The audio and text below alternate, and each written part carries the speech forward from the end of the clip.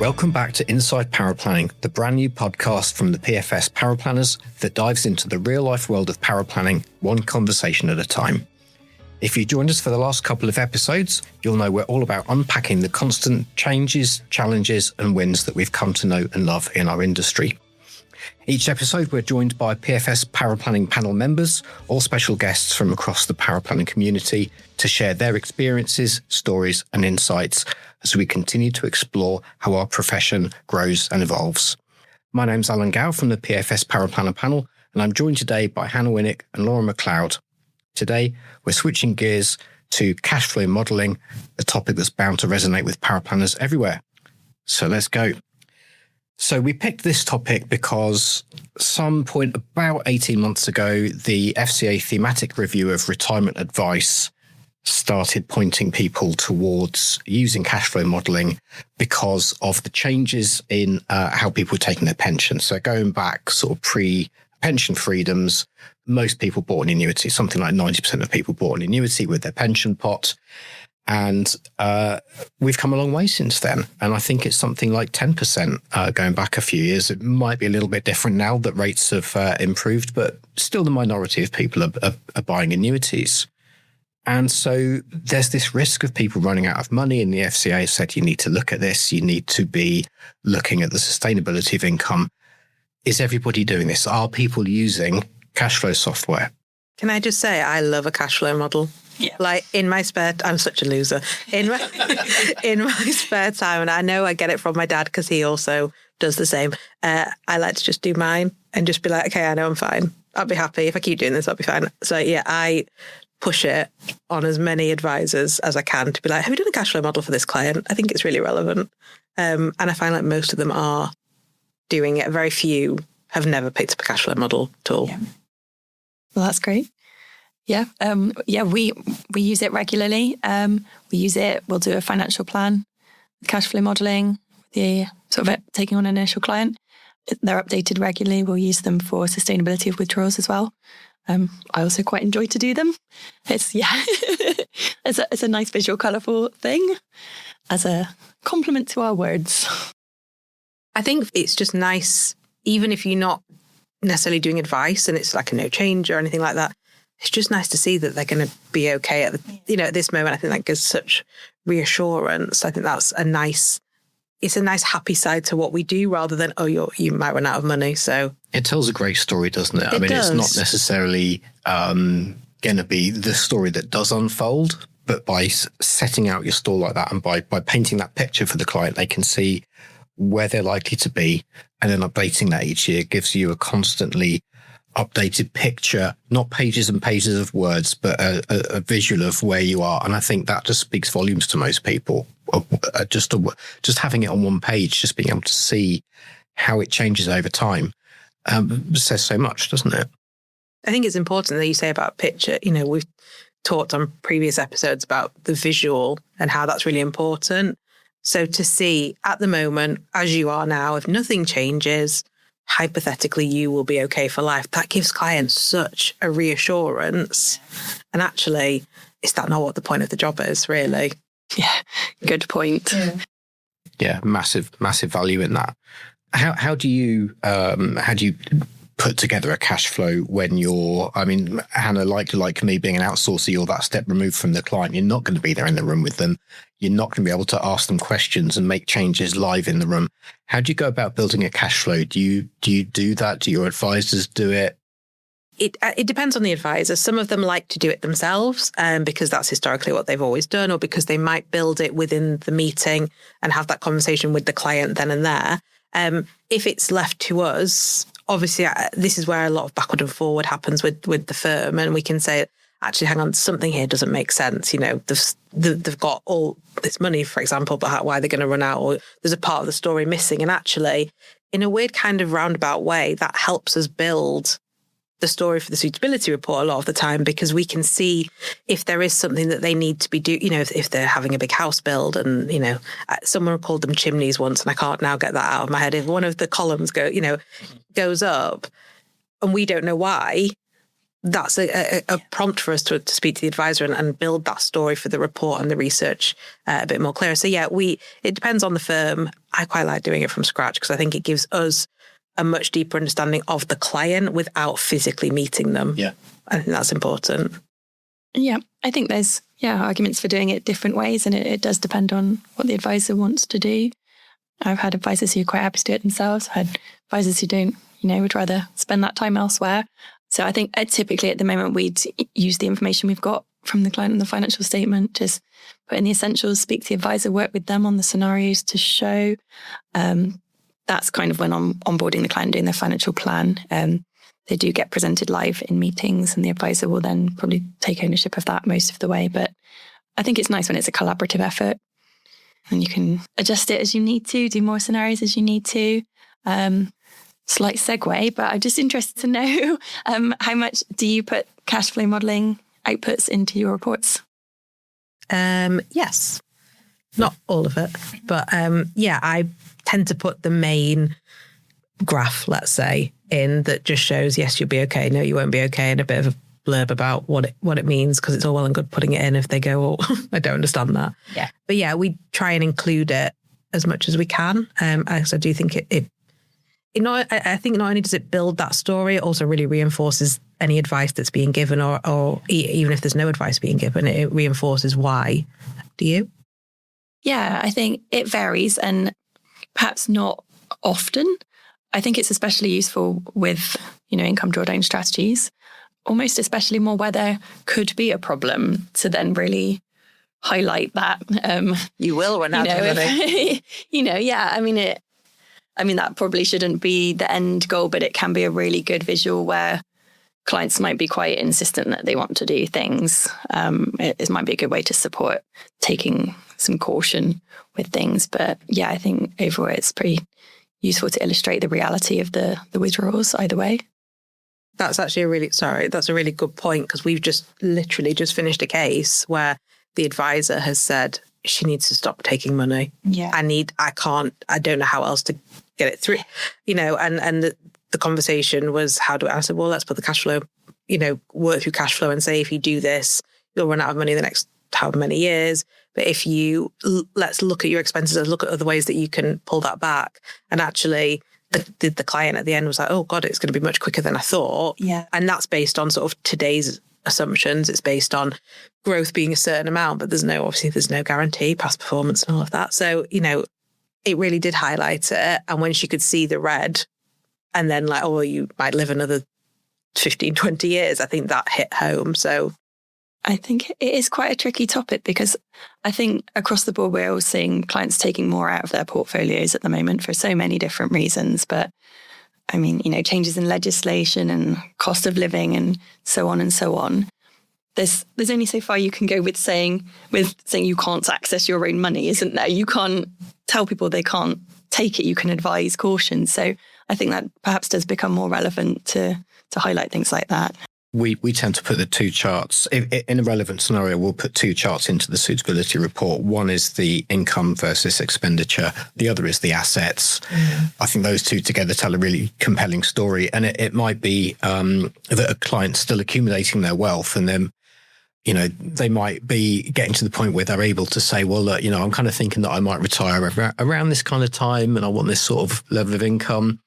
And you can tell them that they need to pay an extra £250 a month into their pension.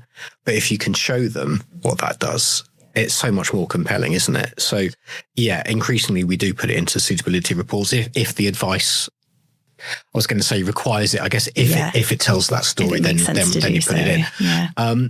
But we also have some of our advisor clients who like the very detailed, more granular cash flow planning tools, like the sort of Voyant, Presswood Truth, those kinds of tools, where they really want to be able to put in a very, very high degree of detail. They'll do it themselves. They'll sit with the client and they'll present it live. And we can't go quite to that level. Mm-hmm. So we use a kind of, I'm going to say, I think there's some fairly more basic tools, and there's some very, very detailed tools. We like one that kind of sits in the middle. We want to get as much as we can from it without having to go to the nth degree that we kind of can't get to. Yeah. And I think for most clients, that's enough. I think as long, for me, one of the nicest things to be able to show a client is, for example, if they're saying, oh, I want to retire at 65, and you can say, well, actually, based on what you have now and the situation you're in, you might actually be able to retire at 60 and still be okay. And actually, that's a really nice thing to be able to show them live. And that is something that you can do with the more basic tools. You don't need all the bells and whistles to show them something like that. I suppose when it comes down to a bit more in-depth financial planning, or if they've got specifics that they need to, then yes, you probably need the bigger tools, let's say. But for a lot of people, all they want to know is, will we be okay? Can I retire when I want to retire? And will I have enough money to last me? And, can I take the holiday I want or buy the car I want or whatever it is? You don't need it to be all singing, all dancing to do that. The result's the same. Have you ever had clients say that it doesn't matter that the cash flow forecast shows them running out of money because they don't expect to live that long? Oh my goodness. I mean, yeah, I can see that. I've had this come up a few times where the client has said, my parents died young, my health isn't good, I don't expect to be alive when I'm that age, so it doesn't matter. And the question is, but what if? Yes. Yeah, err on the side of caution, isn't it? Well, I have had similar, and you think, oh, I only need to, I can live off this amount, I don't need to have any more money. And it's like, but what if you want, if something happens and you want more money because you, I don't know, emergency, need a new kitchen, or you fancy, going on a cruise around the world all of a sudden, I don't know. They're quite different things. But I suppose it's just being able to show them that and say, look, you might not think you need this, but there's a difference between what you need and what you would like to do in retirement and the wants that you want from retirement, really. But it's so difficult to gauge. You can say to a client, well, how much do you want to live on in retirement? And they might say, well, I want to maintain my current level of earnings. Mm-hmm. But if they don't have a mortgage and their kids have, finished uni and they don't really need that level of income, how do you put a figure on it? You're kind of trying to predict something that's a bit intangible, because until you're retired, you don't really know what it feels like or what you might do with your time. It's kind of a best guess, isn't it? I know that, and I know I harp on about my dad quite a lot, but he retired from this industry and within a year had another job doing something completely different. Like, he went to work in the charity sector, but he is the worst retiree. He's busier now. And I think that he's a prime example that he didn't like not earning. He felt, maybe this is the financial advisor in him, I don't know. He felt bad taking money out of his pension because I've worked really hard for that. And that's for when I'm older and retired. So I feel like I need to keep putting into, and I was eventually had to sit with him and say, look, we've done your cash flow. You will be fine, but not, I think people think, I've got to retire at a certain age. So they might not be ready to be, the old people, if you like. I mean, what you want changes over time, doesn't it? It's not a fixed point. I think cash flow is one of those things you can spend any amount of time you want on it. And at the end of the day, it is only a certain level of assumptions and we can't rely on it too heavily. So it does make sense to add in all those buffers to really be clear that it's an illustration, all the usual caveats. Yeah. This is not guaranteed. This is for indicative purposes only. But it really is. It is a really helpful tool, but also it is not to be too heavily leaned upon. I think that's one of the things we can say with some certainty when presenting a client with the cash flow is this will be wrong. Yeah. Happy to say that straight away. Yes. So how do you go about setting out your assumptions? So we know that each firm, each advice firm is supposed to have a standardized set of assumptions that they've evidenced. And then those need to be updated so that when you update the cash flows, you're using appropriate figures. So how do you go about setting assumptions for using cash flow forecasting? I mean, for us, so we work for a mixture of network and directly authorised. So obviously network, we don't have to worry about that because it's done for us, which is very nice. For the directly authorised firms, sometimes they have their own assumptions that they've put together, but sometimes it's a conversation to say, well, hang on, like they might have assumptions, but why do they have those assumptions? Like if they can't explain that to us, then to me, that's me like setting off a bit of alarm in my head. Like, have you just picked a number out of thin air, or have you just done this because this is what Voyant says you should do or Cashcal says you should do?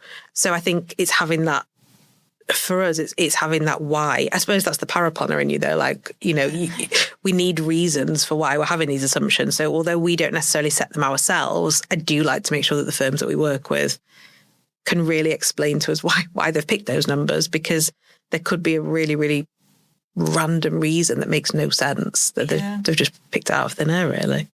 Yeah, I mean, so I've seen a range of methods used for it. I've worked, when I was at a restricted firm, we just used the estimated rate of return for each of the risk profiles, which the maths was done elsewhere, but, we had the evidence for that and they were regularly reviewed and we would use that.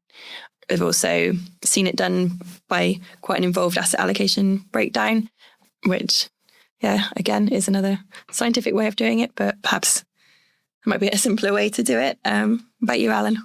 Similar story, really. Different advice firms do it in really quite different ways, and some of them have gone to just a very, very high level of detail in looking at markets and asset allocations over time and saying, well, history teaches us this, so this is what we're going to use. And it might not be reflective of what's happening over the short or even medium term, but, based on client's age, this seems fair. Others are a bit more simplistic and might simply look at risk. But I think so long as they're being consistent and updating them and have some sort of methodology that is reasonable, I'm mostly okay with it. But we have had situations where we have gone back to the firm and said, well, that figure feels a bit different from what we would normally see. Tell us how you got there. And I do think that's part of our role is to challenge. And that doesn't mean it's wrong, but it helps everybody to make an assessment about whether it's reasonable, whether it's fair. And it develops my understanding as well. When I talk to a firm that's taken a different approach to what I've seen before, that helps me as a paraplanner. Yeah, it's quite interesting, I assume. I think as well is, I suppose, a similar thing with the stress testing. We've had firms that they say, well, we always use this way of stress testing, or we always do it based on this market crash or whatever. And I remember saying to them, well, why that one in particular? Like, do you want to look at maybe a couple, or do you want to look at it happening at this age? And again, it's as long as there's justification there, as long as they can say, well, actually, we've looked at the methodology of that and we like that sort of fits everything else that we do, I can go along with that. But if there's absolutely no reason, they just go, oh, well, that was the last market crash that we were working for, and that's the one we know. That's not really enough. There has to be more maths behind it, I suppose. Yeah. I suppose I was just immediately went to growth rates when you started asking about assumptions, which I don't know. No, I do as well. Yeah, I think that seems to be the top of my mind, and it's a bit of a project I'm doing anyway. But there's a lot of other assumptions to consider as well, isn't there? Like, how do we index things, care costs? I suppose even like what age they're going to die at. Yeah. Some people will go with, ONS figures. Some people will go with whatever the system says. Some people just go at 100. I would like to think we're all going to live to 100, but who knows? I'd rather stress test it to 100 than use an average life expectancy, because by definition, 50% of the people are going to live longer than the average. And I think that just kind of adds a layer of risk for the client that actually that might not go far enough. So yeah, without kind of sticking the finger in the air and going, well, it feels like, have you decided, Mr. Client, when you want to die so that we can do an accurate cash flow? I'd certainly rather overestimate and be able to show them that they're going to be okay, even if they do live longer than expected. It's interesting to just go off on a tangent, if I may, and ask about a capacity for loss, because I think one of the things that a cash flow can really help us do is pin down what a client's capacity for loss is.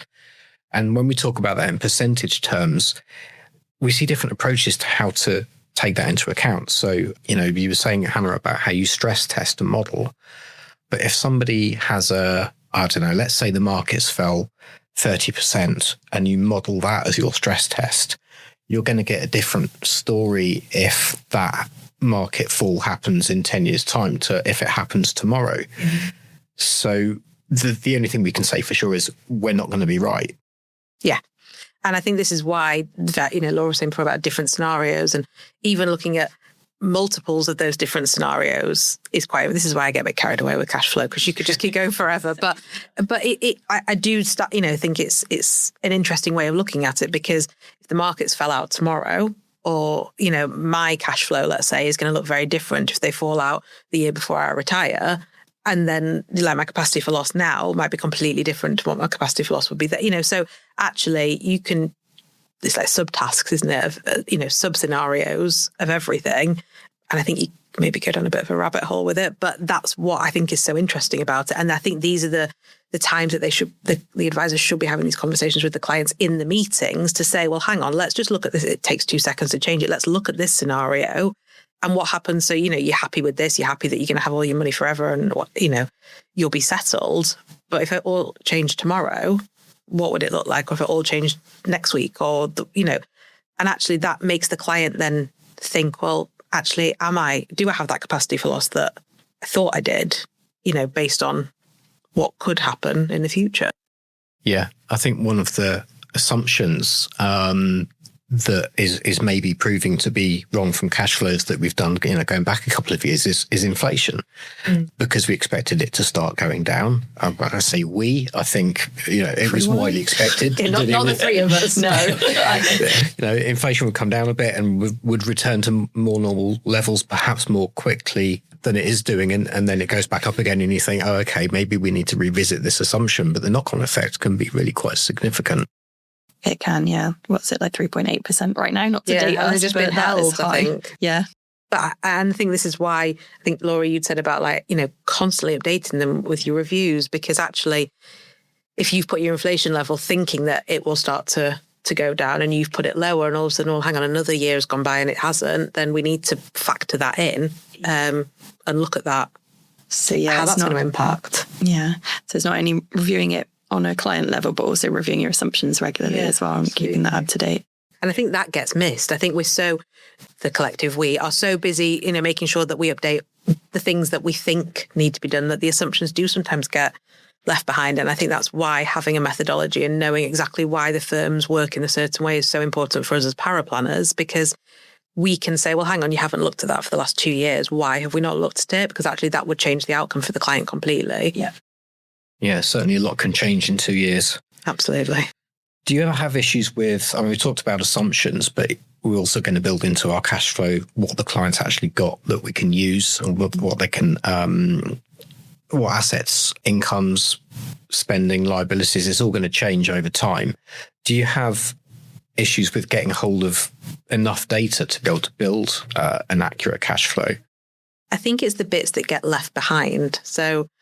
Or that the client doesn't remember they've got, which does happen, I think, more with older clients if they've got old pensions or they had a savings account they've forgotten about, whatever. And actually, we've had this a lot when cash flow sort of started to become. We used to work for a firm who they were doing cash flow a long time before it became sort of a bit more mainstream.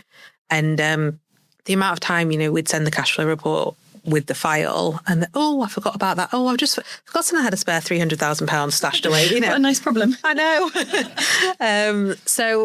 But it was things like that. And that's what I find the client's asking the advisor's asking the right questions. Yeah. But if the client, some people do genuinely forget, that they have money stashed away, or they think it's not relevant, like, it's just a savings account. So the advisor won't be interested because it's not investment. So sometimes that is a little bit of a difficult one. Yeah. And I think building in things that might not be considered, like, how often are you going to need to replace your car? Yeah. What things might come up that are going to cost quite a bit of money that it's very difficult to accurately factor in, but it's really easy to forget them and just kind of leave them out altogether. And there will be inevitably sort of capital spending on all sorts of things. And I know when my parents retired and moved to the countryside, they were convinced that there would be no issue with them being several hours drive away in the middle of nowhere because they were never going to have grandchildren. Ruined that for them, didn't you, Alan? How things change. So some of these unexpected things can be, they can be quite expensive, can't they? And I think also, as we were saying before, you don't know what you're going to be like in retirement. So you might think, oh, well, we're just going to, like your parents, really live in this like country life. But then you also might suddenly think, you know what, we've got some money now. I want to go to Japan or, and have these big holidays or suddenly, I don't know, buy a boat. That was what everybody was worried about when pension freedoms came in, wasn't it? Everybody's going to suddenly buy a big car or a boat. But some people might still have that, oh, well, I've got the money, so I'm going to do it. So actually, But you don't know that until you get to that point and you think, actually, I'm quite settled. Or cash flow might show them that they can afford to just buy the boat, so they go ahead and do it. I don't know. I just think that there's so many factors that are unknown. It makes it difficult to kind of put it all in the right place. I think that's one of the most difficult things, is drawing out those kind of stretch goals and accurate future income. It's pretty overwhelming to try and financially plan everything you ever want to do forever. Yeah, can you make a decision now for the rest of your life? So I think things like that are actually just quite hard for people to visualize, and it's probably a real skill for the advisors to draw out some of these objectives, and perhaps we can challenge to, if the objectives aren't really there, if we need a bit more, if they could be encouraged to have a bit more of a conversation about, is that what they want? Also, I think there's an element with IHT rules changing, and obviously we're recording this pre-budget, but with not knowing how things are going to sit, in the coming years, I'm finding a lot more clients going, well, we're just going to spend it. I don't want my kids to have to pay, a fortune. So actually we are going to spend more of it. I know my parents are definitely doing that. It's our money. We've worked hard to save it. So we are going to spend it. And cash flow is allowing them to see that, but it's factoring that in when you're building it to make sure that they're not going too far, and yeah. It's the ultimate value though, isn't it? If you've got something but you don't spend it, does it have value? It's got to be used to do something, to achieve something, to have an experience, to... But you don't want to be the richest person in the graveyard, do you? That's that mentality. Absolutely, No, exactly. Absolutely. I mean, everything we talked about today comes back to the need to just constantly review, update, represent, and just keep going through that cycle of changing assumptions and trying to just repaint the story each year to keep it meaningful. I think that's exactly what it comes down to. And I think from our perspective as paraplanners, but also from an advisor's perspective, from a client's, it's this continuous story. It's not, this is the story and then that's the end of it and we'll see you in a year. It's making sure that even if it's just a little text to just check everything's okay, like it's so important to just keep that going. Well, that's all we've got time for today. We hope you enjoyed the chat and came away with a few nuggets to chew on about how us paraplanners can really bring clarity, creativity, and impact to the cash flow journey. Big thanks to Laura and Hannah for jumping in and sharing their thoughts. And it's really clear that cash flow modelling isn't just a number crunching exercise, but it's about helping clients see their future and feel confident about it. If today's episode has got your gears turning, come and join us in the PFS Paraplanners LinkedIn group. We'd love to hear what you think. And if you like what you heard, please do share it with your team and subscribe so you're ready for the next one. Thank you again for tuning in. See you next time on Inside Paraplanning.